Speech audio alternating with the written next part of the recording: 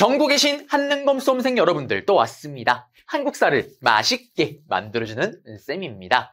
오늘 66강 우리가 배울 내용은 전두환, 노태우, 김영삼, 김대중, 노무현, 이명박 정부입니다. 무려 6개의 정부를 만날 건데요. 이 정부를 다루면서 시험에 자주 나오는 것들, 그리고 어떻게 나오는지 유형, 패턴들을 제가 또 알려드리도록 하겠습니다. 바로 시작해 볼게요. 보시게 되면 전두환 정부, 신군부의 등장인데 신군부의 등장부터 해서 전두환 정부의 출범까지 판서로 한번 잡고 들어오겠습니다. 자, 이제 전두환 정부의 출범을 볼 건데요. 그러려면 우리가 지난 시간에 했던 걸 좀 빠르게 복습을 좀 해야 됩니다. 기억나세요? 1972년도에 7.4 남북 공동성명을 발표하죠. 통일이 코앞에 왔습니다. 저에게 힘을 조금 더 실어주십시오. 7.4 남북 공동성명을 계기로 박정희 대통령은 유신헌법을 반포합니다. 유신헌법을 발표하면서 대통령이 신이 되죠. 정말 막강한 권한을 누리게 되는데요.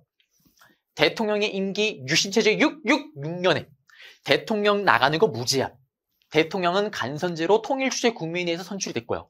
마음에 안 들면 국회를 해산시킬 수가 있었고 국회의원의 3분의 1을 추천하지만 추천인 즉 본인이 임명을 하는 거고요.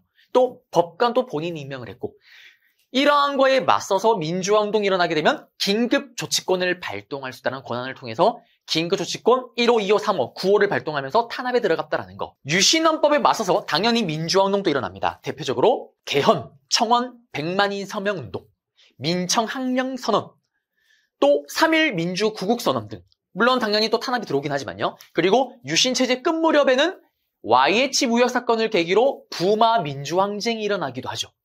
결국 1979년에 12.6 사태가 터지면서 박정희는 자신의 부하였던 김재규에게 총을 맞고 사망을 합니다. 유신체제는 그렇게 끝이 나는 줄 알았어요. 그런데 계속 가볼게요.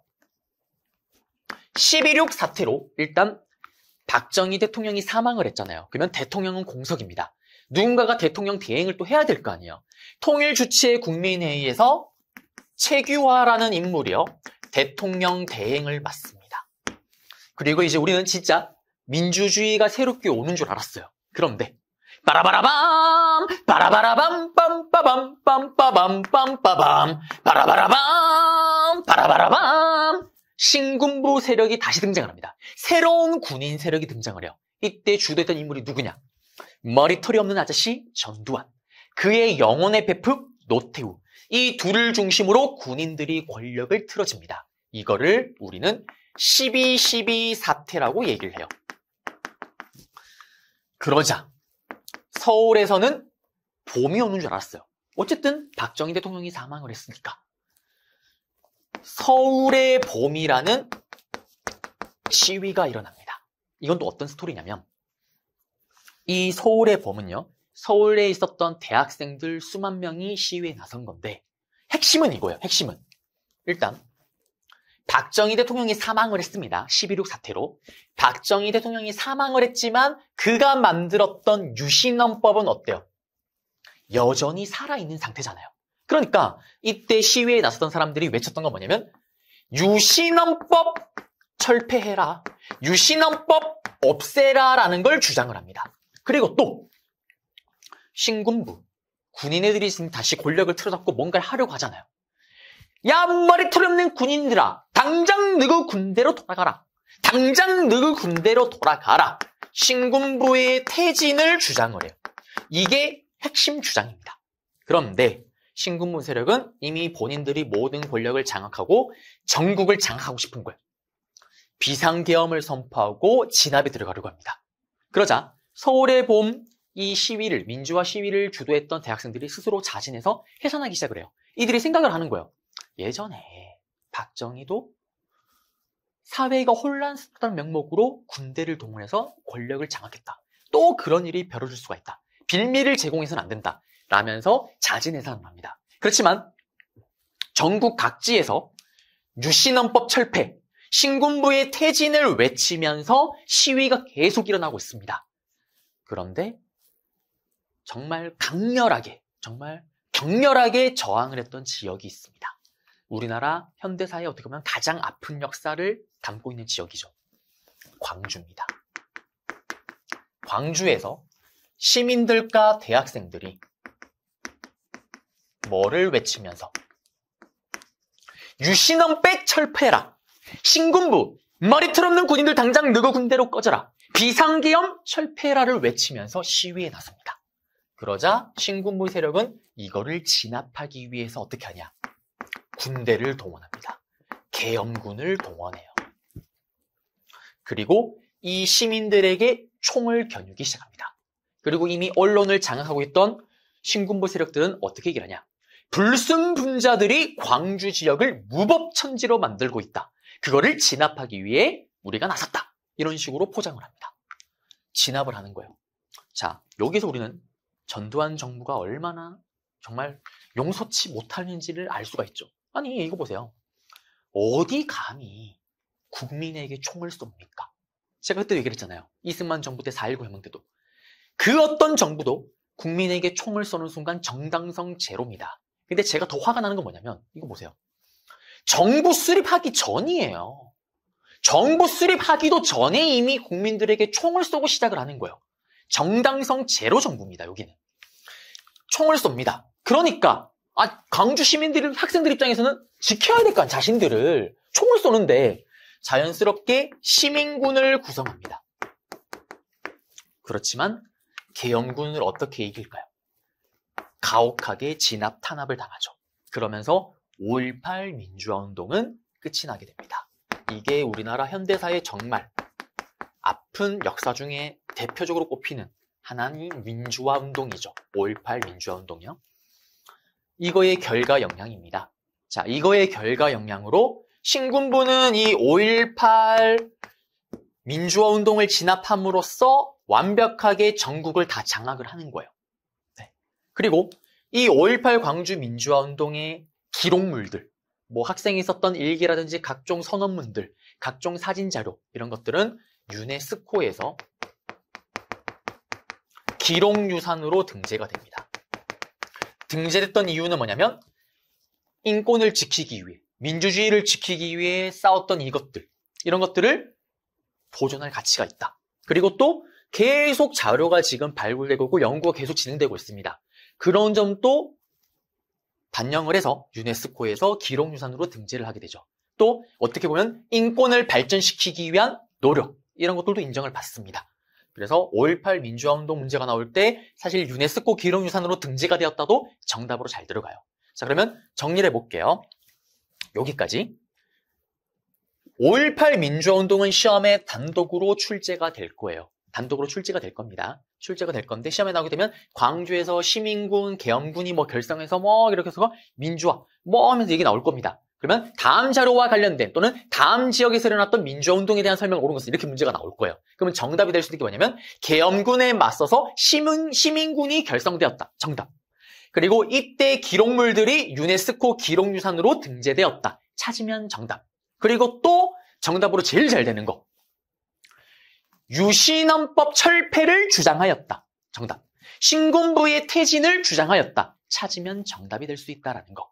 그래서 5.18 민주화운동으로 나올 수 있는 건 다 알려드렸습니다. 자, 그러면 여기까지 일단 PPT로 한번 다시 정리를 하고 계속 이어서 가볼게요. 자, 이제 PPT 내용을 한번 보겠습니다. 보시게 되면 11.6 사태로 계엄령이 선포되고요. 통일주체 국민회의를 통해서 최규하가 대통령으로 선출이 됩니다. 그런데 전두환, 노태우 등을 비롯한 신군부가 권력을 장악했던 12.12 사태로 이제 비상계엄령이 떨어지게 되고 정치적으로 이들이 영향력을 확대하기 시작을 합니다. 그러자 여기가 이제 12.12 사태의 주역들이고요. 그러자 비상계엄이 전국적으로 확대 조치가 되고 있는데 이 서울의 봄, 아까 있잖아요. 우리는 봄이 오는 줄 알았다고. 근데 이 서울의 봄을 기준으로 얘기를 하면 11.6 사태부터 해서 이제 비상계엄이 전국적으로 확대되는 거기 전까지의 정치적 과도기를 얘기를 해요. 5.18 민주화운동 바로 직전이죠. 5월 7일, 17일이니까요. 시민들이 이제 민주화 요구를 하고 서울역에서 시위를 시작합니다. 그런데 신군부는 전국을 장악하기 위해서 비상계엄을 선포하고요. 모든 활동 금지합니다. 체포를 하기도 하는 거고. 이때 시민들의 요구사항은 유신헌법 폐지, 전두환의 신군부 퇴진을 요구했다라는 거. 이거 두 개가 핵심이라고 얘기를 했었죠. 그리고 자진해산을 합니다. 결국엔. 이게 서울의 봄, 서울역에서 시위의 모습이고요. 이제 5.18 민주화운동입니다. 배경은 신군부의 지속적인 민주화운동 탄압, 비상계엄이 전국적으로 확대가 되고 있는 상황에서 광주에서는 계엄령 확대에 저항하는 학생들의 시위가 일어납니다. 핵심은 유신헌법 철폐, 신군부 퇴진. 폭력적으로 진압을 하고 이때 시민군이 조직을 대고 시민과 대치를 하지만 결국에는 무자비한 무력 진압으로 완전히 진압을 당하죠. 결과입니다. 신군부는 이미 정부 들어서기 전부터 총을 쏘고 시작을 합니다. 도덕성 제로입니다. 정당성 제로예요. 이 5.18 민주화운동은 아시아 여러 나라의 민주화운동의 토대가 됩니다. 또 이때 기록물들은 유네스코의 기록유산으로 등재가 되죠. 민주화운동의 토대가 됐던 다른 나라에 또 인권을 지키기 위해 또 자유와 민주주의를 또 지키기 위해 했던 이 투쟁, 이런 기록들을 가치를 인정받아서 기록유산이 되었다라는 거. 문재인 정부 때 와서 5.18 진상규명을 위한 특별법이 제정되기도 합니다. 5.18 민주화운동 사진 자료고요. 보시면은 이런 사료를 통째로 주기도 할 거예요. 이걸 주고 다음 자료와 관련된 민주화운동에 대한 설명을 옳은 것은 시민군, 계엄군. 우리는 왜 총을 들 수밖에 없는가? 계엄당국 얘기 나오고요. 우리가 할 수 있는 무엇일까요? 공수부대 투입했던 거, 5.18 민주화운동 얘기고요. 문제 보겠습니다. 다음 자료에 나타난 민주화운동에 대한 설명으로 옳은 건데요. 광주의 젊은 대학생들과 시민들이 피를 흘리고 싸우고 있대요. 공수부대를 투입했대요. 광주 시민들의 의거, 5.18 민주화운동이죠. 이거와 관련된 걸 찾게 되면 쭉 보시면은 관련 기록물이 2011년도에 유네스코 세계 기록유산으로 등재되었다라는 거. 정답은 5번이죠. 1번은 4.19 혁명, 2번은 박정희 정부, 3번 좀 이따 배울 거고 3.15 부정선거가 일어났던 이 계기가 됐던 거는 4.19 혁명이죠. 정답은 5번입니다. 이제 전두환 정부의 수립과 정책을 좀 볼 거예요. 자, 그러면 다시 볼게요. 여기 옆으로 가시게 되면 여기는 판서로 잡고 들어올게요. 네. 자, 이제 전두환 정부입니다. 전두환 정부인데요. 전두환 정부는 시험에 단독으로 출제가 잘 됩니다. 좀 이따 보게 된 1987 영화 제목이기도 했었죠. 6월 민주항쟁이 시험에 단독으로 출제가 잘 되고요. 또 전두환 정부 시기 때 있었던 일을 몇 개 던져놓고 다음 정부 시기에 있었던 내용으로 옳은 것을 했을 때 전두환 정부의 또 다른 정책을 찾으면 또 정답이 돼요. 그러면 일단 전두환 정부가 어떻게 출범을 하냐? 12.12 사태로 일단 신군부가 등장을 했습니다. 그리고 앞에 봤던 것처럼 5.18 민주화운동을 진압을 했어요. 이 5.18 민주화운동이 딱 연도가 1980년입니다. 이걸 진압을 하고요. 그리고 완벽하게 이제 전국을 장악을 한 거예요. 그러자 자기들이 또 마음대로 할 수 있는 정치 기구를 만듭니다. 우리 앞에서 봤잖아요. 무신정권, 고려시대 때 무신들이 자기 마음대로 정치를 하기 위해서 중방을 통해서 또 최충원은 교정도감을 통해서 아들이었던 최우는 교정도감 플러스 정방을 통해서 그리고 박정희는 5.16 군사정변으로 기억나세요? 국가재건 최고회의를 전두환을 비롯한 신군부도 또 뭔가를 만듭니다. 그게 뭐냐면 지금 국가가 아주 비상사태다. 국가를 지켜야 된다. 국가보위 비상대책위원회라는 걸 만들어요. 이게 예전에 국가재건 최고회의랑 똑같아요. 입법, 사법부, 행정부, 행정권 이거 싹 다 가져가는 거예요. 그래서 이거를 줄여서 우리 뭐라고 얘기하냐면 국보위라고 얘기를 합니다. 국보위를 만들었다라는 거. 그럼 이거는 아직까지 전두환 정부가 출범되기 전이에요. 맞죠? 전두환 정부가 출범되기 전입니다. 그리고 이때 조금 이따 또 한번 다루겠지만 삼청교육대라는 것도 신군부가 중심이 돼서 만들어요. 조금 이따 다시 설명할 거예요, 이거는. 그리고 지금 현재 대통령이 누구예요? 지금 현재 대통령이 박정희 대통령이 사망하고 나서 통일주체 국민회의에서 최규화가 임시로 지금 대행 역할로 대통령을 맡고 있었잖아요. 사임을 시킵니다. 왜? 이제 자기들이 권력을 다 장악을 했잖아요. 그러면서 통일주체 국민회의에서 유신헌법에 따라서 대통령 간선제로 전두환이 대통령으로 선출이 돼요. 대통령이 됩니다. 그런데 전두환 또 바보가 아니에요. 유신헌법이 지금 계속 살아있는데 이거를 계속 뒀다가는 계속 민주화운동이 일어날 거 아니에요. 그래서 이 유신헌법을 없애긴 없애야 됩니다. 그리고 헌법을 뜯어 고치긴 뜯어 고쳐야 되는 거예요. 그래서 헌법을 뜯어 고칩니다. 본인도 알아. 이거 유신헌법 그대로 갔다가는 난리가 난다라는 거. 그래서 어떻게 바꾸냐. 여러분들, 저는 박정희 대통령과는 다릅니다. 저는 그런 독재는 꿈꾸지 않습니다. 대통령을 딱 한 번만 할 겁니다. 헌법을 뜯어 고친다 어떻게? 대통령을 단임제, 한 번밖에 못하는 거로 딱 못 박아 놓는 거예요. 달래준 형태죠. 그리고 임기도 그렇게 많이 하지 않겠습니다, 여러분들. 하면서 어떻게 하냐? 럭키 세븐 7년입니다. 원래 대통령 임기가 예전에 우리 4년이었잖아요, 계속. 그래서 4년, 8년보다 조금 못 미치는, 2번 예전에 치면 2번보다 조금 못하는 7년으로 임기를 딱 잡는 거예요. 그리고 단임제. 근데 핵심은 이겁니다. 그렇지만 여러분들, 이제 대통령 한 번만 할 거예요. 임기도 딱 7년도 딱 못 박았어요. 대신에 대통령은 여전히 우리끼리 뽑을게요. 여러분들은 신경 쓰지 마세요. 여전히 대통령 간선제를 유지시킵니다. 그리고 그 대통령은 어디서 계속 박정희 때 만든 통일주체 국민회의에서 뽑겠다라고 얘기를 하는 거예요. 이게 핵심입니다. 이게 핵심이에요. 그리고 다시 이거에 맞춰서 헌법을 개정했잖아요. 이 개정된 헌법에 따라서 다시 대통령을 뽑는데 당연히 누가 될까요? 전두환 대통령이 다시 선출이 되는 거죠. 그러면서 전두환 정부가 출범하게 됩니다. 출범하게 되는 거예요. 그러면 이제 전두환 정부는 어떤 정책을 펼치냐? 단짠 정책을 펼쳐요. 유화 통치와 강압 정치를 함께 펼칩니다. 이게 무슨 말이냐? 일단 우리는 정말 가혹하게 통제했던 유신 체제와는 완전히 다릅니다. 다른 정부예요. 우리 달라요. 좋게 봐주세요. 왜? 5.18 민주화 운동을 어떻게 보면 정당성 제로잖아요. 시작할 때부터. 그렇게 부당하게 권력을 잡은 걸 사람들이 생각하지 못하게끔 일단 풀어줘야 되는 거예요. 그래서 각종 유화 정책이 나옵니다. 그 유화 정책의 핵심이 뭐냐면 3S 정책이에요. 3가지 S를 풀어버립니다. 첫 번째, 스포츠. 제가 정말 좋아하는 스포츠. 프로야구, 프로축구가 이때 출범을 해요. 그리고 컬러 TV. 컬러 TV가 이때 처음 등장합니다. 맨날 흑백으로 TV 보다가 컬러로 보는 거예요. 사람들이 정신줄 놔버리겠죠. 스포츠에 열광하면 또 정신줄 놔버립니다. 본인들이 부당하게 권력을 잡은 걸 생각하지 못하게끔 다른 데로 시선을 돌리는 거예요. 마지막에 S가 뭐냐면 섹스. 야한 거 막 풀어버리는 거예요. 정신 못 차립니다. 그런 식으로 유화 통치를 펼쳤고요. 또 예전에 기억나세요? 야간 통행 금지. 박정희 정부 때 유신체제에 있었던 통금령. 밤 12시가 되면 윙! 사이렌 울면서 돌아다니지 못했던 이거 풀어버립니다. 해외여행도 좀 자유롭게 할 수 있도록 풀어버리고요. 그래서 제가 예전에 얘기를 했잖아요. 저 어릴 때만 해도 학교 한 반에 해외여행 갔다 오는 사람 손들라고 하면 아무도 없어요. 진짜. 전교생 다 합쳐서 5손가락 아닙니다. 해외에 갔다 그러면 정말 신기한 케이스인 거예요. 지금 다시 오러 가서. 그걸 해외 금지도 또 풀고요. 그 다음에 졸업 정원제라 그래서 인기를 끌기 위한 여러 가지, 졸업 정원제. 네. 인기를 끌기 위한 여러 가지 정책들이 나와요. 이거는 뭐냐면 대학교를 입학할 때 입학 정원을 좀 많이 뽑는 거예요. 예를 들면 100명이 정원이면 130명을 뽑는 거예요. 30명 초과해서 뽑습니다. 대신에 어떻게 될까요? 졸업할 때는 30명이 졸업을 못하게 되는 거예요. 근데 어쨌든 들어갈 수 있는 거 좋은 거잖아요. 일단 들어가는 자체가.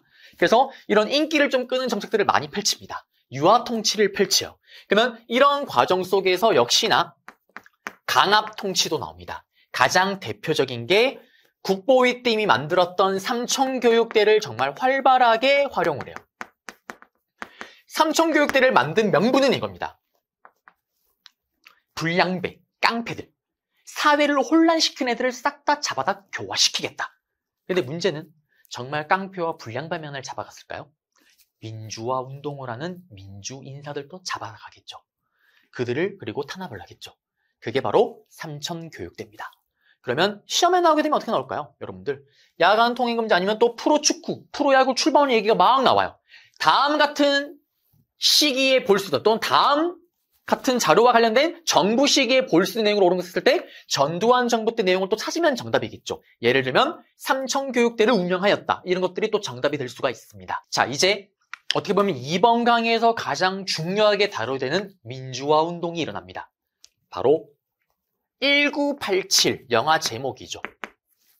6월 민주항쟁인데요. 이 6월 민주항쟁 이야기를 이제 한번 시작해 보겠습니다.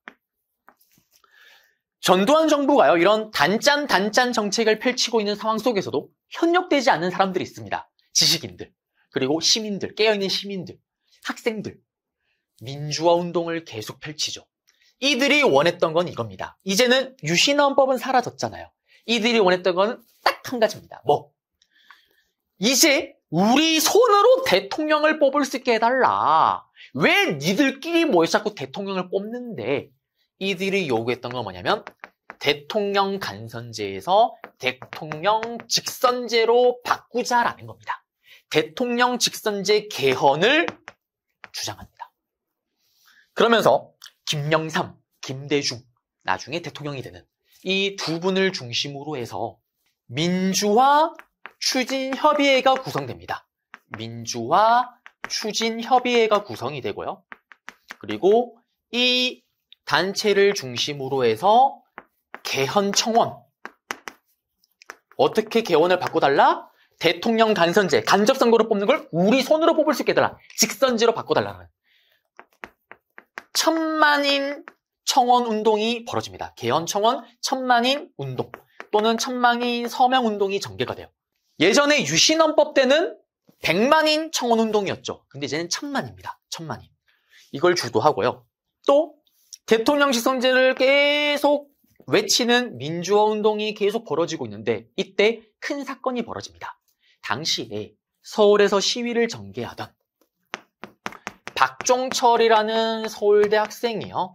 시위 도중에 끌려가서 고문을 받아 사망을 하는 사건이 벌어집니다. 박종철 고문치사 사건이에요. 처음에 정부 발표는 이렇게 발표를 합니다. 우리가 신문을 하고 있는 과정 속에서 책상을 빵 쳤더니 놀래서 심장마비로 죽었다라는 말도 안 되는 소리를 내요. 그러자 의사가 양심 고백을 합니다. 사실은 알고 봤더니 근처에 물이 은근했고 폐속에 물이 가득 찼더라. 물고문으로 죽었다라는 게 밝혀지죠. 그러자 시위가 더 격화되기 시작을 합니다. 그런데 전두환 정부는 이러한 일이 벌어지고 있음에도 불구하고 알겠습니다, 여러분들. 국민들이 그렇게 원한다라면 4월 13일자로 우리는 호헌 조치를 발표하겠습니다. 라고 이야기를 해요. 이게 어떤 거냐면 기존의 헌법을 계속 유지하겠다라는 거예요. 그러면 기존의 헌법을 계속 유지하겠다라는 거는 대통령 간선제를 계속 유지해서 통일주체 국민회에서 우리가 알아서 뽑겠다라는 거죠. 그리고 또 다음 대통령 후보자로 노태우를 발표하기도 합니다.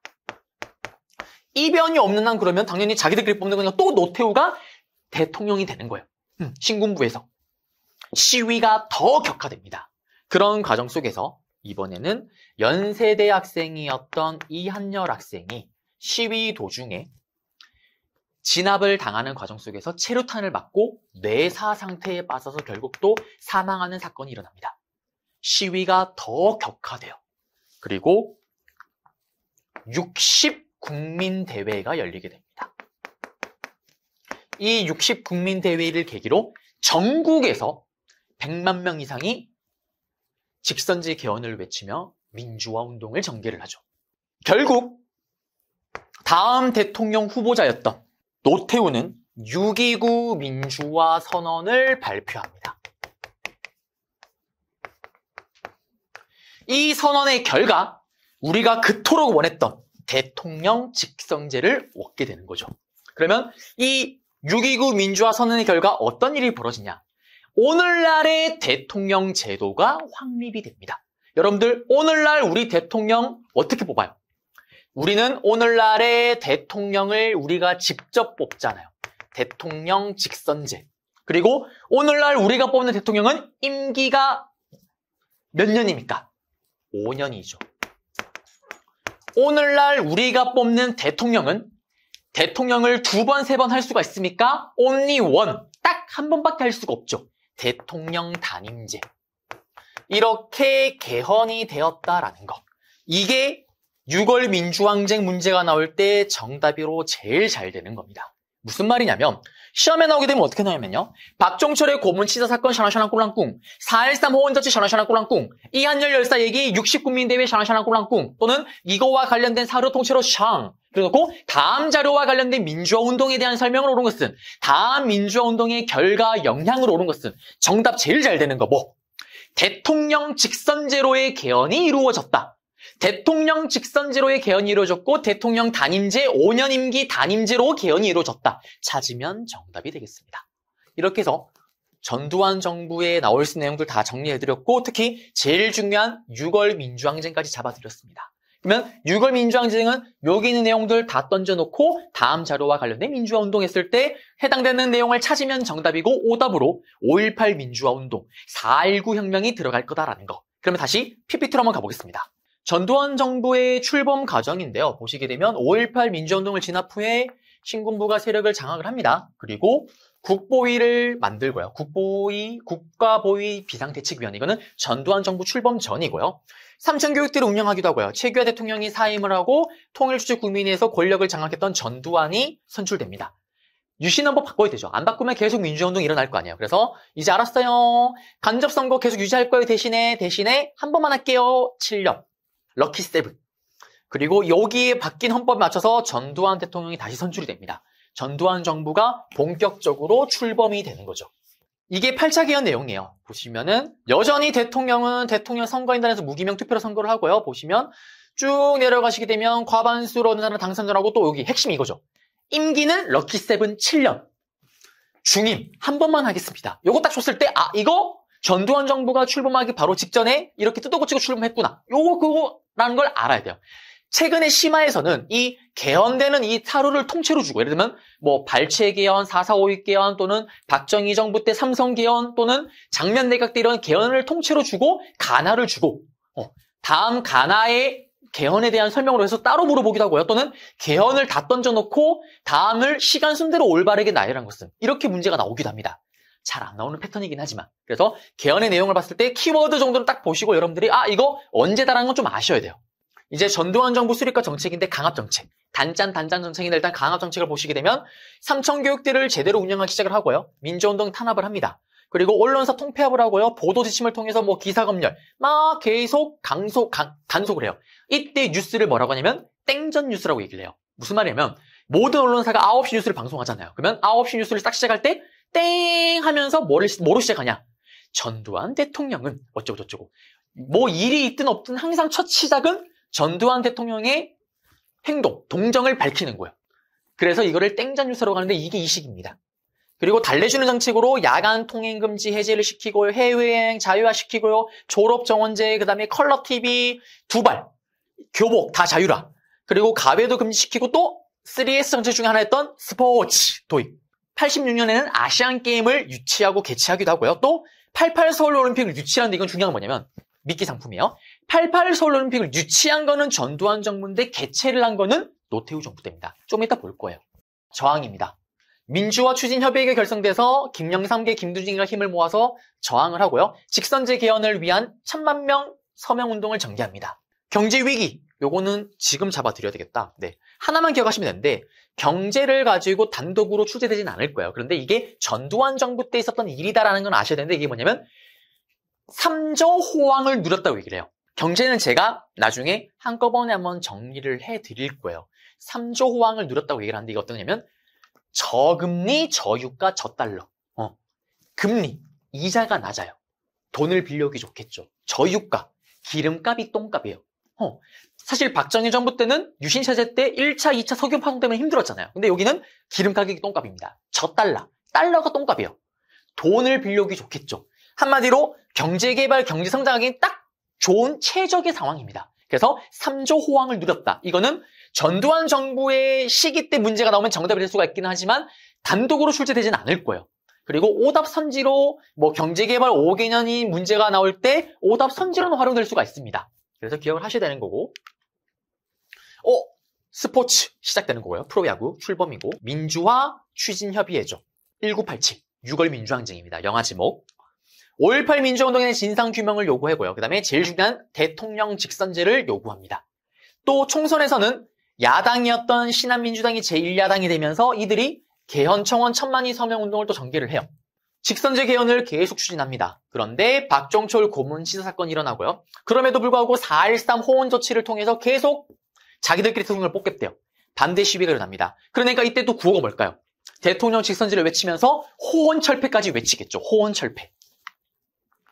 개헌 요구 시위 중에 이한열이 체류탄에 맞아 내사합니다. 시위가 더 격화됩니다. 60국민대회 열리게 되고 선언문을 발표하게 되고 시위가 더 격화되면서 호언철폐, 독재타도, 민주헌법 쟁취 등을 구호로 삼으면서 민주화운동을 전개를 합니다. 결국 6.29 민주화선언으로 백기를 들죠. 다음 후보였던 노태우가 직선제 요구를 수용하면서 오늘날의 대통령 제도였던 대통령 직선제의 5년 단임제로 헌법이 개정이 됩니다. 이게 지금 현 형법이죠. 네. 그래서 저는 항상 이걸 얘기를 하면서 항상 여러분들께 말씀드리는 게 뭐냐면 여러분들 우리 그 선거철이 되면은 많은 분들이 또 그런 분들이 계세요. 나는 이 당이든 저 당이든 둘 다 마음에 안 들어요. 아, 저놈이든 이놈이든 그걸 뽑아놓으면 똑같지 않습니까? 아, 누가든 뭐 상관이 있어요. 난 그냥 선거 날에 놀러 갈래요. 그러지 마세요. 네. 보세요, 여러분들. 오늘날의 민주주의를 획득하기 위해서 정말 우리가 진짜 고생을 한 거예요. 광복부터 시작을 해서. 네. 그리고 오늘날 여러분들은 정말 투표를 할 수 있는 이 엄청난 권리를 누리고 가질 수가 있는 거예요. 이 권리를 왜 포기를 해요? 그리고 그걸 포기하는 순간 정치인들 어떻게 생각을 할까요, 여러분들? 마음에 안 들면은 여러분들이 표로 보여줘야죠. 그래야지 정치인들이, 국민들이 무서워할 거 아닙니까? 그래서 여러분들 절대 여러분들의 소중한 권리 포기하지 마시고 선거철이 되면 놀러 가는 게 아니라 투표를 하고 놀러 가는 거예요. 놀러를 가도요. 네, 그걸 좀 알아주시면 좋겠고. 자, 이렇게 해서 6월 민주항쟁까지 다 설명을 해드렸고요. 이제 관련된 자료입니다. 박종철 관련된 자료고요. 그 다음에 6월 민주화 운동이고요. 노태우의 6.29 선언. 이 사로 통째로 4.13 호언 조치는 무효임을 전 국민 이름으로 선언한다. 딱 이걸 보는 순간 요거 6월 민주항쟁이네. 사로를 통째로 주고 물어보기도 해요. 자, 그러면 가볼게요. 밑줄근 이정부 시기에 있었던 건데 이 정부 보세요. 천주교 정의구현 전국사진은 선생님 이거 우리 박정희 정부 때 기억나세요? 박정희 정부 때 만들어졌고 민청 항량 사건을 계기로 만들어졌고 그리고 그때 제가 지난 강의 때 얘기를 했잖아요. 전두환 정부 때도 계속 활동을 한다고. 네, 활동을 합니다. 직선제 개헌을 외치고요. 그 다음에 민주언론운동협의회가 또 만들어져서 언론사 하다나 보도 지침을 자료로 공개하는 기자회견 장면이래요. 이 사건 관련자들이 전부 다 치안본부 대공무실 연행되었고 국가보안법에 위반으로 등으로 고초를 겪었대요. 사실 이것만 봤을 때는 여러분들이 헷갈릴 수가 있어요. 유신헌법에 대한 저항인가? 아니면은 전두환 정부 때 일인가? 헷갈릴 수가 있습니다. 그런데 보세요. 밑줄근 이 정부 시기 때는 사실 옳지 않은 것은. 그러면 4개가 해당되는 이 정부에 대한 내용이 있고 하나가 오답인 거잖아요. 야간 통행금지 해제됐다 풀어주는 거. 달달한 정책. 박종철 고문친 사건, 6월 민주항쟁. 둘 다 일단 전두환 정부잖아요. 프로야구 이거 3S 정책. 전두환 정부죠. 그 다음에 이건 아직 안 배웠습니다. 남북 이산가족 고향 방문이 최초로 이루어졌던 게 전두환 정부인데 이거는 다음 강의 때 볼 거예요. 그럼 남은 거. 서울올림픽. 기억나세요? 서울올림픽을 유치했던 거는 전두환 정부고 실제로 개최했던 거는 좀 이따 볼 거예요. 노태우 정부입니다. 그래서 정답은 1번이 된다라는 거. 가민주화 운동입니다. 보시면은 박종철 고문치사 60국민대회 끝났죠. 6월 민주항쟁입니다. 이거에 대한 결과는 쭉 보시게 되면 호언철폐와 독재타도 등의 구호를 내세운 시위가 확산되었다. 4.13 호언 조치 다 철회해라. 우리는 우리 손으로 대통령을 뽑고 싶다. 이거 주장한 거잖아요. 1번 5.18 2번 5.18 3번 4.19 4번 3.1 민주구국선언 긴급조치 이거 유신헌법 철폐 시위 반대. 정답은 5번이죠. 4번 문제인데 보시게 되면 럭키 문제입니다. 네, 보시면 제가 좋아하는 스타일인데 가와 나 두 개를 동시에 물어보고 있어요. 가는 4.19 혁명이고 나는 호언철폐 독재타도 호언철폐 4.13 호언조치 철회해라. 이거 6월 민주항쟁 관련된 거 찾게 되면 가. 한일국교 정상화 박정희 정부 군부 독재타도 이거는 4.19 혁명이 이승만이 군부 독재는 아니잖아요. 틀렸고 대통령 직선제 개헌으로 이끌어낸 거 맞죠. 6월 민주항쟁 결격 정답 3번. 시민군이 자발적으로 조직되었다. 이거는 5.18 민주화운동. 대통령이 하야했던 거는 4.19 혁명이죠. 정답은 3번입니다. 제가 제일 좋아하는 문제예요. 네. 자, 이제 노태우 정부를 볼 건데요. 노태우 정부가 출범하게 되는데 여러분들이 조금 의아할 수 있을 것 같습니다. 왜? 우리는 앞에서 1987, 1987년에 6월 민주항쟁의 결과로 오늘날의 대통령 제도를 얻어냈습니다. 대통령 직선제로 대통령을 뽑게 됐는데 어떻게 또 노태우가 대통령이 돼서 노태우 정부가 출범할 수 있었을까요? 많이 의아할 거예요. 이제 그 얘기를 할 건데 6월 민주항쟁의 결과 오늘날의 대통령 제도, 대통령 직선제로 개헌이 이루어졌고 대통령은 한 번 단임제 임기는 5년. 선거가 치러집니다. 그런데 이 선거에서 노태우가 어부지리를 얻게 돼요. 무슨 말이냐면 반대쪽 야당이 분열이 돼요. 김영삼, 김대중, 김종필, 쓰리김이 다 출마를 해버리는 거예요. 김대중은 홈그라운드가 전라도, 김영삼은 경상도, 김종필은 충청도, 표를 다 갈라먹기를 해버리는 거예요. 그래서 노태우 후보자가 실제로 득표율이 40%도 못 넘깁니다. 그런데 당선이 됐던 거예요. 야당이 분열이 됐기 때문에. 그런데 비록 대통령은 노태우가 되었지만 국회의원은 어떻게 했을까요? 반대쪽 야당이 압승을 거두고 의석을 압도적으로 많이 가졌겠죠. 그런 국회를 뭐라고 얘기를 하냐? 대통령이 소속된 여당의 국회의원 의원은 수가 적고 야당의 수가 많은 여소야대 국회라고 얘기를 해요. 이런 국회를 또 뭐라고 부르냐? 식물국회라고 부릅니다, 여러분들. 식물이 뭐만 해요? 강화성만 하잖아요. 할 수 있는 게 하나도 없어요. 왜? 대통령이 뭔가를 하고 싶어도 아니 자기 주 국회의원 수가 압도적으로 적으니까 통과가 하나도 안 될 거 아니에요. 할 수 있는 게 하나도 없습니다. 그러자 이걸 극복하기 위해서 3개의 야당 중에 2개의 당을 끌어다가 하나로 통합하려고 해요. 그 결과 3당 합당이 이루어집니다. 3개의 당을 합쳐요. 김영삼, 김종필의 당과 노태우의 당이 하나가 됩니다. 그러면서 만들어지는 게 바로 민주자유당이에요. 이때 김대중은 엄청나게 비판을 하죠. 야, 니들 6월 민주항쟁 때 잊었냐? 우리가 어떻게 얻어낸 건데 얘들과 손을 잡을 수가 있냐? 그때 김영삼은 또 이렇게 얘기를 하죠. 나는 호랑이를 잡으러 호랑이굴에 들어갑니다. 그리고 나중에 호랑이를 또 때려잡는 모습이 나오긴 합니다. 자, 그러면 여기까지 봤고요. 노태우 정부 때 내용. 근데 여기를 좀 써야 되는데 판소를 안 거 여기 조금 더 쓰면 되겠네요. 한번 가볼게요. 그러면 이제 본격적으로 노태우 정부 때 어떤 정책들을 쓰는지 좀 볼 건데 이거는 다음 시간에 배우게 되는 통일정책에서도 또 한번 언급이 되긴 할 거예요. 근데 지금 또 잡아드릴 겁니다. 노태우 정부는 노라고 한 일이 벌어져요. 노태우 정부는 노라고 한 일이 벌어집니다. 무슨 노? 노태우 정부는 아무도 안 된다고 했던 노라고 했던 불가능하다고 생각했던 88 서울올림픽을 개최합니다. 호돌이 88 서울올림픽. 그리고 노라고 했던 거. 예전에 군인들이 군부 독재할 때 박정희, 전두환 군부 독재할 때는 지방을 통제해야 되니까 지방에게 스스로 자치권을 주지 않았습니다. 그런데 이때 노태우 때는 노라고 했던 거. 부분적이긴 하지만 부분적으로 지방자치제를 허용해요. 그리고 이제 다음 시간에 배우는 통일정책을 미리 배우는 건데 노라고 했던 나라 누구? 북한과 노라고 했던 나라 누구? 남북한이 유엔에 동시에 가입을 합니다. 남북한이 유엔에 동시 가입을 해요. 또 노라고 했던 나라 누구? 북한과 기본적인 내용에 합의를 하게 되는 통일에 대해서 기본적인 내용에 합의를 하게 되는 남북 기본 합의서라는 거를 채택을 해요. 그리고 또 노라고 했던 거 핵은 노입니다. 핵은 노. 비핵화 선언을 하게 됩니다.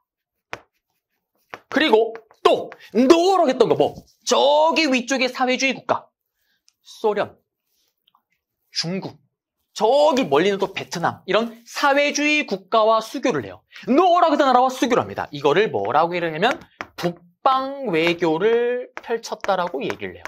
이게 노태우 정부 때 있었던 일입니다. 노태우 정부 때 선거가 치러지는데 야당의 분열로 어부지리로 당선이 됐습니다. 그런데 국회에서는 당연히 야당이 압승을 했겠죠. 그리고 청문회가 열립니다. 5.18 민주화운동 진상규명이라는 청문회가 열렸고요. 또 노태우는 이런 위기를 극복하기 위해서 3개 당을 합치려고 해요. 거기에 김영삼, 김종필이 함께하면서 거대 여당인 민주자유당이 만들어집니다. 이 민주자유당이 오늘날의 국민의힘이에요, 여러분들. 국민의힘의 전신이 민주자유당입니다. 노태우 정부 때 있었던 사건들 정책을 좀 보기 전에 앞서서 이거 보세요. 득표율 보세요. 36%밖에 안 돼요. 40%도 안 됩니다. 여기 이렇게 합치면은 무조건 이기죠. 네. 근데 통합이 되지 못했기 때문에 결국 야당의 분열로 패했다라는 거고요.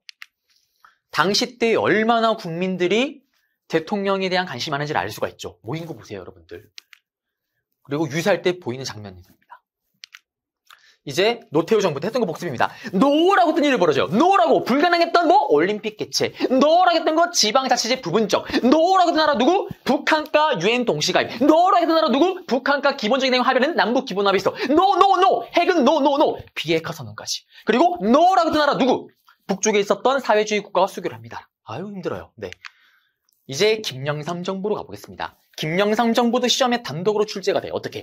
김영삼 정부의 정책을 몇 개 둥 던져놓고 다음 자료와 관련된 또는 다음 시기에 또는 다음 정부에 대한 설명을 옳은 것은 이렇게 문제가 나올 거예요. 그래서 김영삼 정부의 정책도 좀 정리를 하셔야 되는데 바로 옆으로 가볼게요. 옆으로 가서 정리를 해보겠습니다. 김영삼 정부 같은 경우는 우리가 흔히 뭐라고 얘기를 하냐면요. 문민정부라고 얘기를 해요. 문민정부. 드디어 민간인 대통령이 등장을 한 거예요. 앞에 박정희, 전두환, 노태우 다 군인 출신이잖아요. 30년 넘게 군인이 나라를 운영하는 그런 나라였던 거예요. 드디어 이제 민간인, 일반인에서 김영삼이 대통령이 됩니다. 이걸 문민정부라고 얘기를 하는 거고요. 그러면서 김영삼 정부가 내세웠던 게 있습니다. 뭘까요? 부정부패 척결이에요. 왜? 그 전에 군부 독재가 일어나면서 너무나 썩어 문드러진 게 많은 거예요. 그래서 그 썩어 문드러진 걸 다 잡아내려고 합니다. 그러면서 정말 급진적인 개혁들도 등장하기도 하는데요. 그 중에 하나가 대표적으로 뭐냐면 금융실명제. 금융실명제가 뭐냐면 금융 업무를 볼 때 자기 이름을 가지고 해야 된다는 거예요. 여러분들 은행 업무 볼 때 다른 사람 이름으로 은행 업무를 볼 수가 없잖아요. 심지어는 여러분들 부모님도 여러분들의 통장이나 이거는 함부로 할 수가 없죠. 본인이 직접 가야 되는 거잖아요. 그거를 이때 확립시키는 거예요. 그전에는 다른 사람 이름으로 업무가 가능하고 하기 때문에 불법적인 탈세 이런 게 너무 많이 벌어졌던 거예요. 이걸 싹 다 잡아내는 거예요. 그리고 또 지방자치제. 노라고 했던 노태우 때 그전에 노라고 했던 지방자치제를 부분적으로 시작했다면 이제 김영삼 정부 때 와서는 전면적으로 지방자치제를 실행해 옮깁니다. 지방 스스로 정치할 수 있는 어떻게 보면 여건을 만들어 준 거죠. 그 다음에 김영삼 정부는 부정부패 척결, 그 부정부패를 척결하는 과정 속에서 뭘 하냐면 역사 바로 세우기 운동을 합니다.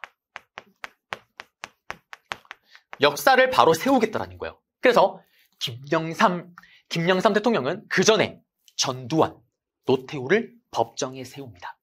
5.18 민주화 운동, 진압하는 과정에서 있었던 사건들, 그 다음에 12.12 사태 이런 것들을 다 진상규명을 해서 처벌을 하죠. 그래서 실제로 사형을 때리기도 합니다. 물론 실제로 사형이 집행되지는 않지만요. 역사 바로 세우기 운동의 일환으로 또 뭘 하냐? 조선 총독부를 박살내버려요. 전 아직도 기억이 나요. 이거 제가 할머니 집에서 어릴 때 봤었거든요. 조선 총독부 박살내는 걸 생중계 라이브로 방송을 했었습니다. 처음에 막 공연 행사도 막 했었어요. 그걸 막 부수고 했을 때 아직도 기억이 나요.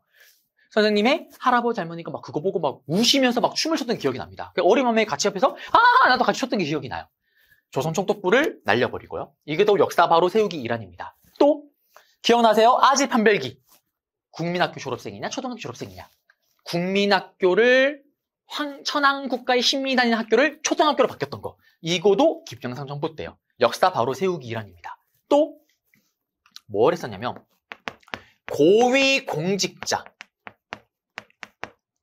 고위공직자의 재산을 등록하는 거, 의무화시킨 것도 김영삼 정부입니다. 그래서 우리가 선거나 이럴 때 전단지를 받게 되면 그 사람의 이력이나 뭐 범죄 이력도 플러스 재산을 우리가 볼 수 있잖아요. 그거를 의무화시킨 게 김영삼 정부다라는 거. 그리고 이거는 심화의 심화로 최근에 이제 선지로 등장하기 시작을 하는 건데 하나회라는 조직이 있었어요. 이 하나회가 뭐냐면 군인들이 만든 사조직이에요. 신군부의 핵심 어떻게 보면 조직이라고 보시면 돼요. 이거를 해체시킵니다. 이게 김영삼 정부 때 있었던 일이고요. 특히 김영삼 정부 같은 경우는 역사 바로 세우기 운동할 때 지지율이 엄청나게 급등해요. 특히 조선 총독부 부수는 걸 라이브 생중계로 방송했을 때 지지율이 거의 90%를 찍습니다. 그렇지만 말년에 대통령 끝날 무렵에 지지율이 10% 미만으로 떨어져요. 바로 엄청난 경제 위기 IMF가 일어나게 되는데요. 한번 보겠습니다. 이때 우리가 경제협력개발기구였던 OECD에 가입을 해요. 김영삼 정부 때 말이 많았습니다. 경제인들, 또는 각종 언론이나 또 깨어있는 사람들 속에서는 우리가 여기 가입할 자격이 있는 건 맞는데 좀 들어가긴 좀 이르지 않냐라는 게 대체적인 여론이었어요. 이 OECD는 소위 말하는 잘 나가는 초강대국들, 잘 나가는 나라들의 경제 모임이에요. 근데 가입을 했습니다. 자격은 있으니까요. 근데 문제는 여기에 가입을 하게 되면 자유롭게 우리가 시장을 열어야 돼요. 자연스럽게 개방 정책이 펼쳐지게 되는데 그러면서 외국의 자본이 막 들어옵니다. 사업을 하긴 참 좋죠.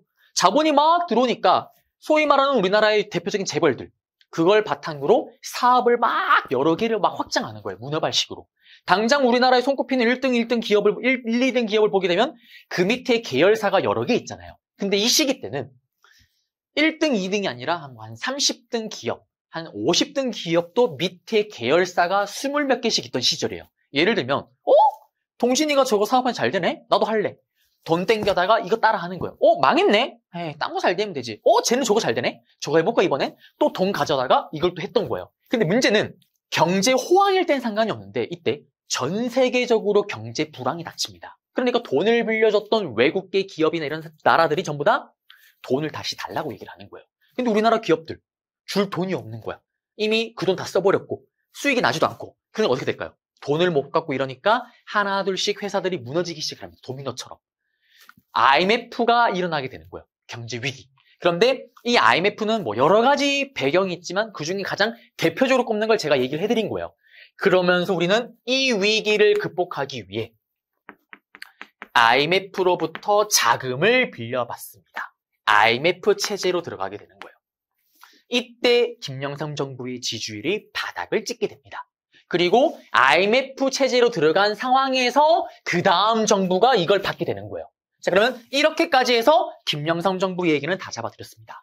그럼 다시 PPT로 가서 중요한 거 다시 체크를 해드릴게요. 문민정부고요. 금융실명제, 긴급명령으로 급속도로 빠르게 발표합니다. 준비할 시간도 없이 지방자치제 전면적 실시, 역사바로 세우기 운동, 민주화운동 진압 관련자 전두환 노태우를 법정에 세우고요. 옛 조선총독부 건물 날려버리고요. 고위공직자 재산 등록 의무화, 그리고 하나회를 해체시킵니다. 신군부의 뿌리였던.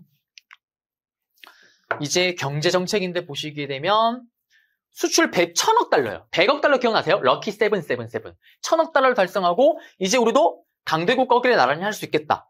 OECD에 가입을 합니다. 규제를 완화하고 시장 자율성을 확대하는데 이런 상황 속에서 IMF, 외환위기가 발생을 하게 되죠. 금융기관 부실 보세요. 재벌의 방만한 기업 운영 이런 것들이 여러 가지 겹치면서 결국 우리는 IMF로부터 금융 지원을 받게 됩니다. 금융실명제 관련된 신문 기사 자료고요. 이거. 저 이거 봤어요. 라이브 생중계로. 네. 총독부 철거 라이브 생중계로 했습니다. 부신인 거예요. 빵빵빵빵. 지지율 90% 넘어가 버립니다. 부수고요. 그리고 다 부순 모습입니다. 이거는 동진이 집이에요. 동진이 집. 제가 가지고 있는 김영삼 대통령의 작품입니다. 친히 쓴 작품이에요. 이걸 제가 경매로 샀는데 잘못 샀어요. 사실은 제가 이걸 사려고 산 게 아니라 제가 워너비로 정말 원하는 작품이 뭐냐면 김구 선생님의 서예 글씨예요. 김구 선생님의 글씨가 보통 한 700만 원에서 한 2천만 원, 3천만 원 사이로 왔다 갔다 합니다. 작품의 퀄리티에 따라서. 정말 그걸 위해서 제가 열심히 돈을 모으고 있었어요. 진짜 살려고. 네. 한 번에 살려고. 제일 저렴하게 나올 때. 네. 근데 그 경매 사이트에서 이제 테스트 삼아서 이게 뜬 거예요. 그래서 한번 해볼까? 최저가일 때 처음에. 그럼 당연히 다른 사람이 높은 금액을 할 거니까 당연히 살 줄 알았는데 이런 진작 아무도 사지 않았던 거예요. 근데 이걸 취소하려고 했던데 취소하려고 하니까 이 금액의 한 절반 정도를 위약금으로 물어내야 되는 거예요. 그럴 바엔 사자. 샀습니다. 그래서 IMF 체제가 저희 집에도 지금 휘몰아치고 있는 것 같아요. 힘들어요, 동진이. 여기 보면 동진 책장이 보입니다. 어쨌든 이거 우리 집에 있습니다. 네, 김영삼 대통령의 작품이고요. 이제 문제 보겠습니다. 다음 연설이 있었던 정부 시기의 경제 상황인데요. 우리는 OECD 회원국이 됐대요. 끝났습니다. 바로 김영삼, 이미 외모부터 김영삼 대통령입니다. 김영삼 정부 때 쓰는 얘기죠. 쭉쭉쭉 보시게 되면 여기 금융실명제가 실시되었다. 수출 100억 달러는 럭키 77 1977년 박정희 정부 때, 여기는 1000억 달러입니다. 나머지는 아직 안 배웠고요. 이제 김대중 정부로 가보겠습니다. 사실 김대중 정부나 노무현 정부는 출제가 좀 안 되는 편이긴 한데 최근에 좀 출제가 좀 잦아지고 있어요. 그런데 보통 출제가 될 때 이런 기본적인 정책으로 나오기보다는 통일 정책으로 문제가 나오는 경우가 정말 높습니다. 통일 정책으로 출제비율이 확 높아져요. 그냥 정책은 출제율이 확 낮아지는데. 그래서 사실 김대중 정부나 노무현 정부는 다음 강의 때 진짜 주목을 하셔야 되는 거고. 자, 그럼 이제 한번 들어가 보면 해볼게요. 일단 김대중 정부는 또 큰 의의가 있죠. 평화적으로 여야 교체가 이루어집니다. 그동안 군부 독재였다가 문민정부로 처음 들어섰잖아요. 그리고 반대쪽 야당에서 선거를 통해서 정권 교체가 이루어져요. 평화로운 여야 교체입니다. 사실 여야 교체가 됐던 가장 큰 이유는 앞에서 IMF가 터졌잖아요. 국가 위기, 국가 부도 사태가 터져버린 거죠. 국가가 부도가 나버렸잖아요. 이 상태에서 이제 김대중 대통령이 정부를 받은 거고 이거를 빨리 극복해야 됩니다. 대단한 사람이에요. 왜? 이걸 빠르게 극복합니다. IMF를 조기 극복을 해요. 조기 극복을 하기 위해서 어떻게 하냐면 정말 과감한 개혁을 펼칩니다. 일단 기업을 가볍게 만들고요. 또 노사정위원회라는 걸 만들어요. 노동자, 사용자, 정부가 한번 힘을 모아서 이 위기를 극복해보자. 그리고 국채보상운동과 비교가 되는 금모으기 운동도 이때 전개가 됩니다. 그래서 제가 아직도 돌반지가 하나도 없어요. 저희 어머니께서 이 금모으기 운동을 다 내셨거든요. 이런 국민들의 또 노력으로 우리는 빠르게 조기 극복을 했다라는 거. 그래서 제가 경제정책 이야기를 할 때 항상 비유를 드리는 게 있습니다. 한번 가볼게요. 박정희 대통령이요. 밥솥에 밥을 지은 거예요. 경제개발 5개년. 성공했잖아요. 밥을 한가득 지었습니다. 그 다음 대통령. 전두환 대통령이 밥솥을 탁 열었어. 우와, 밥이 엄청 많네?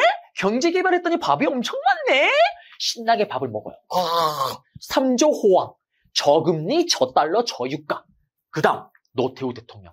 밥솥을 탁 열었습니다. 이런 진정. 앞에서 밥을 다 먹었다. 밥이 없다. 배고픈데 누룽지를 끓여 먹습니다.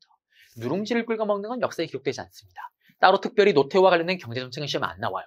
그 다음 대통령. 김영삼 대통령. 밥솥을 탁 열었어요. 이런 진정. 누룽지도 없다. 배고픈데 어떡하지? 밥솥을 끄다가 밥솥이 와장창창창창 다 깨집니다. IMF가 터진 거예요. 그 다음 대통령, 김대중 대통령, 밥솥을 탁 열었어요. 이런 진정, 밥솥이 다 깨졌다. 어떡하지? 밥솥을 다 붙입니다. IMF 조기 극복. 아시겠죠? 이렇게 한번 잡아드렸습니다. 그리고 김대중 대통령은 대북 협력 정책. 북한과 무력으로 또는 강압으로 이런 게 아니라 평화적으로 협력을 하면서 경제, 사회, 문화 각 분야와 교류를 하면서 서로 간의 사이를 조금 좁혀나가면서 평화적으로 통일을 하겠다는 대북 화해 협력 정책을 펼칩니다. 그러면서 우리나라 최초로 남북 정상회담을 이루게 되죠. 평양에 가서요. 그게 여기 6.15 남북 공동선언이고요. 그 결과 그 공로를 인정받아서 노벨 평화상을 수상하기도 합니다. 그리고 여기 IMF 조기 극복. 이걸 위해서 노사정위원회, 금모으기 운동 등을 전개했다라는 거고 여기는 제가 간단하게 설명을 했지만 다음 강의 때 깊게 다룰 거예요. 지금은 정책을 위주로 다루는 거니까요. 그러면서 또 보시게 되면 국민기초생활보장법. 이거는 IMF랑 원플원으로 생각을 하세요. IMF로 기업들이 무너지면서 실업자가 많이 생길 거 아니에요. 직장에서 해고된 사람들. 이 사람들 생활이 불가능합니다. 그래서 그들의 생활을 보장해주기 위해서 기초생활보장법을 만든 게 김대중 정부다라는 거. 국가인권위원회를 또 만들기도 하고요. 여성가족부, 지금 또 있죠. 여가부를 신설한 게 바로 김대중 정부 때입니다. 그리고 우리들의 십장을 뛰게 만들었던 제가 여기 직격세대입니다. 2002년 한일 월드컵. 저는 대구에서 하는 경기를 보러 갔었거든요. 미국이랑 하는 경기요. 한일 월드컵 개최했던 게 바로 김대중 정부 때다라는 거. 실제로 시험에 한일 월드컵 샤랑샤랑 꾸렁 던져놓고 다음 정부 시기 때 있었던 모습을 오는했을 때 김대중 정부의 내용을 물어보는 경우도 있었고요. 국민기초생활법도 마찬가지고. 근데 보통은 통일 정책으로 문제를 많이 냅니다. 그리고 노사정위원회 금모으기 운동. 이거도 IMF를 극복했던 김대중 정부 때의 정책이다라는 거 기억하시면 되겠고요. 지금 금모으기 운동하는 건데 제가 어떻게든 엄마의 사진을 찾아보겠지만 엄마를 찾지 못했고요. 네. 이제 문제 보겠습니다. 다음 문서가 작성된 이후에 사실로 옳은 건데 보시면 쭉 보시면은 지금 IMF의 대기성 차관을 요청합니다. IMF. 국제통화기금으로 돈을 빌린 거죠. 국가 부도가 났으니까. 김영삼 정부 때. 그러면 이거 이후에 그러면 김영삼 정부 끝 무렵에 이게 IMF가 터졌다고 얘기를 했었잖아요. 그럼 그 이유니까 김대중 정부 때 이걸 극복하기 위해서 노사정위원회가 설치됐고 금모으기 운동을 하게 되고 또 각종 개혁 정치를 통해서 조기 상환했다라는 거. 정답은 5번. 이제 노무현 정부입니다. 네, 노무현 정부 같은 경우는 최근에 그렇다고 막 출질이 높은 건 아니지만 최근에 조금 출질이 좀 높아지긴 했습니다. 근데 나오게 되면 좀 쉽게 나오는 편이긴 해요. 왜냐면 여러 가지를 다 보통 노무현 대통령을 가지고 문제를 자주 안 만들다 보니까 사람들이 좀 생소하다 생각하는 것 같아요. 그래서 출제진들이 보통 낼 때 노무현 정부라는 힌트를 주기 위해서 정책들을 여러 개를 던져놔요. 예를 들면 김영삼 정부 같은 경우는 뭐 금융실명제 하나만 던져놓는다든지 이렇게 준다면 여기는 한 3, 4개, 5개를 다 던져놓고 다음 정부에 대한 내용으로 물어봐요. 그리고 노무현 정부를 모를 수도 있기 때문에 또 정답에 오답선지로 앞에 정부에 너무나도 뚜렷한 정책들을 던져놓습니다. 그래서 푸는 데는 사실 큰 어려움이 없긴 해요. 일단 보시게 되면 행정수도 건설특별법을 제정해서 수도를 이전하려고 했지만 통과는 했는데 헌법재판소의 위헌 결정으로 이전은 못하고요. 또 행정중심 복합도시 건설도 시작하기도 하고 KTX. 제가 고향이 대구로 2시간이면 갈 수 있게끔 만든 그 KTX. 노무현 정부 때고요. 중요한 건 여기죠. 과거사 진상규모법을 제정했고 진실화해를 위한 과거사 정리위원회가 출범되었다. 과거사를 진상규모하려고 노력을 했던 거죠. 기억나시나요? 그래서 제주 4.3 사건이 일어났을 때 희생자 명예를 회복하기 위한 법을 제정한 건 김대중 정부였고 실제로 또 거기 가서 사과를 했던 정부이자 대통령은 노무현 대통령이었다라는 거. 권위주의 청산, 그 다음에 호주제 폐지, 가족가게 등록부 이런 걸 시행했고요. 질병관리본부가 출범됐던 것도 노무현 정부 때입니다. 노인장기 요양보험법 이런 거는 여기 때 제정을 했고 시행은 이명박 정부 때다라는 거.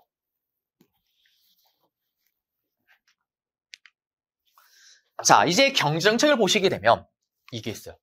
칠레와 자유무역협정 FTA를 체결했다. 이게 노무현 정부고요. 또 미국과 FTA 협정을 체결했다도 노무현 정부다라는 게 이게 너무 중요해요. 이게 왜 중요하냐면 이게 정답이 되진 않는데 다른 정부의 오답 선지로 정말 많이 들어가요. 특히 이거 미국. 중요한 건 또 핵심이 뭐냐면 미국과 FTA 자유무역협정을 체결했던 거는 노무현 정부인데 실제로 비준하고 옮겨져서 실행했던 거는 이명박 정부 때다라는 거. 이걸 또 기억하셔야 됩니다. 근데 요거는 기억하시면 되고 단 한 번도 정답이 된 적은 없지만 정말 오답 선지로 매회 정말 자주 나와요. 그래서 기억을 하셔야 되는 거고요. 칠레와 자유무역협정 체결. 이것도 정답이 되진 않지만 오답 선지로는 정말 많이 들어가요. 그 다음에 김대중 정부를 계승했던 사람이 바로 노무현 대통령, 노무현 정부입니다. 그래서 똑같이 대북 하회 협력 정책을 펼쳐요. 그 결과 금강산 육로관광을 시작하고 두 번째로 남북 정상회담을 개최하는데 요 내용은 제가 다음 강의 때 다시 한번 다룰게요. 너무 중요한 내용입니다. 이건 다음 강의 때 다룰 거고. 보시면 질병관리본부 만들어지는 모습이고요. 그 다음에 금강산 육로관광을 하는 모습이고요. 자, 이제 7번 문제인데요. 다음 뉴스가 보도된 정부 시기에 있었던 사실로 옳은 건데 보시면 오늘 헌법재판소의 헌정사상 초유의 대통령 탄핵소추 심판 청구에 대한 기각을 결정했대요. 탄핵이 안 됐대요.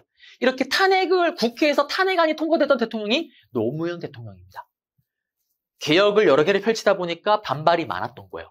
그렇지만 여기처럼 기각을 했고요. 그러면 이 노무현 정부 시기 때 내용을 찾으면 되는데 보시면 서울올림픽 개최금 배웠잖아요. 노라고 했던 일이 벌어졌던 거. 노태우 정부 때고. 국가인권위원회는 김대중 정부입니다. 제가 그냥 말로 살짝 넘어가긴 했는데 이렇게 생각하세요. 김대중 대통령은 대통령이 되기 전까지 민주화운동을 정말 열심히 펼치면서 갖은 시련을 당해요. 특히 박정희 정부 때는 일본에서 납치를 당하기도 하잖아요. 그래서 그 누구보다 인권에 많은 관심을 가졌던 대통령이자 인물입니다. 그래서 국가인권위원회를 설립했다. 이거는 김대중 정부 때 있었던 일이고요. 전국민주노동조합 총연맹 이거는 나중에 배울 거예요. 다음 강의 때. 김영삼 정부 때고요. 중국과 자유무역협정 FTA를 체결했다. 이거는 관련이 없는 거고. FTA는 칠레. 그리고 미국과는 체결했지만 실제로 비준된 거는 이명박 정부 때. 그럼 남은 거는 5번이죠. 친일 반민족 행위 진상규명위원회 출범했던 게 바로 노무현 정부 때입니다. 정답은 5번 되겠고요. 이제 마지막 이명박 정부입니다. 제가 지금 현재 유튜브에 돌고 있는 제 무료 강의 같은 경우는 2년 전인가? 2년 한 3년 좀 못 돼서 찍은 강의예요. 3년 조금 안 된 시점에 찍은 강의인데 그때는 제가 얘기를 했어요. 이때 강의 찍으면서.